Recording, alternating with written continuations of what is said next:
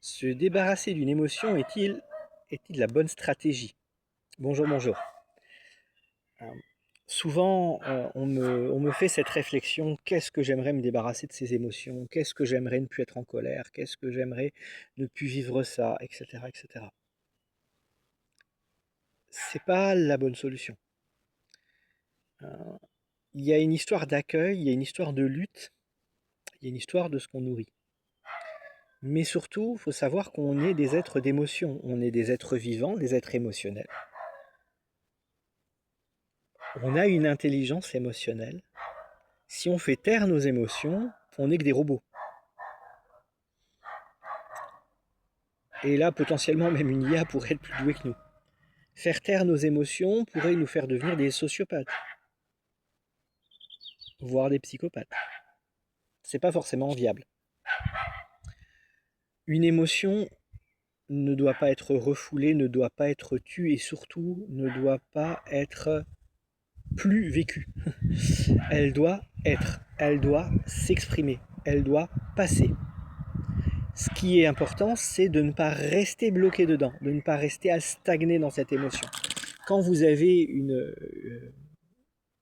poussée de colère, une montée de colère pour une raison ou une autre, ça peut être tout à fait justifié. Quelque chose pour lequel vous n'avez pas été entendu, ou vous avez eu peur, ou potentiellement vous vous êtes senti en danger, etc. Ben forcément, cette colère, elle va exprimer ça. Et il est important d'accueillir le fait que oui, ça c'est un problème, ça c'est pas nourri, ça c'est un danger. C'est pas pour autant que on doit s'en débarrasser. On a besoin de l'entendre, on a besoin de le comprendre, on a besoin de l'assimiler, juste de ne pas rester dedans. Et pour ne pas rester dedans, eh bien il faut accueillir. Vous connaissez sans doute tous cette image enfin, la parabole des deux loups amérindiennes. Hein, quand on a un loup bon et un loup mauvais, eh bien lequel va survivre, c'est celui qu'on nourrit. Je simplifie grandement l'histoire. Ce que vous allez nourrir va se renforcer. Si vous luttez, vous nourrissez. Si vous luttez contre la colère, vous nourrissez cette colère parce que vous allez mettre de la colère sur la colère. Parce que vous allez être en colère, d'être en colère, et de rester en colère et de vous mettre en colère, et ainsi de suite, et ainsi de suite. Vous allez nourrir ça. Alors que si vous accueillez, eh bien ça va être beaucoup plus apaisé rapidement. Prenez un enfant qui pleure. Vous le refoulez, vous le repoussez, vous le chassez, vous le criez dessus. Qu'est-ce qu'il va faire? Il va pleurer plus fort. Prenez-le dans vos bras, et il va s'apaiser tout seul. C'est pareil avec vos émotions, c'est pareil avec votre colère, avec n'importe quel type d'émotion. Si vous l'accueillez, elle va s'apaiser plus facilement. Ça ne veut pas forcément dire, encore une fois, que tout sera réglé, parce que si vous avez encore régulièrement une émotion, je prends l'exemple de la colère parce que c'est ce que moi j'ai le plus vécu, mais si vous avez encore des choses qui font que vous vous mettez en colère, ça veut dire que vous êtes encore régulièrement à vous sentir en danger face à certaines situations, certaines personnes, certains comportements, certains mots, et certains comportements qui peuvent être les vôtres. Donc il y a potentiellement quelque chose à faire de votre côté sur les origines de cette colère, sur ce qui vous maintient dedans.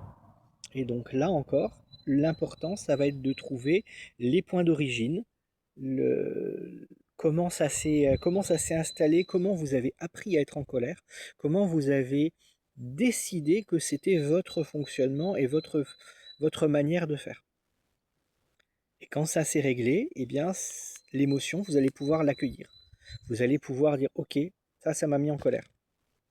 Et puis 5 minutes après, c'est bon, je passe à autre chose.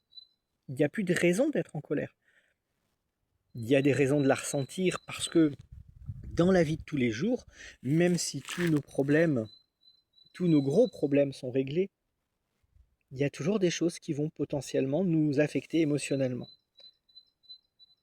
quelle que soit l'émotion. Et ça n'a pas besoin de prendre une ampleur phénoménale, ça n'a pas besoin de devenir quelque chose de gigantesque. Ça peut simplement être là, ok, ça m'a pas plu, ça m'a fait du mal, ça m'a blessé. Et est-ce que je fais le choix de rester dans cette blessure? Bah, il n'y a pas de raison. Et si j'ai effectivement réglé les problèmes qui m'ont amené là-dedans, il y a encore moins de raisons et donc c'est plus facile de laisser partir ça.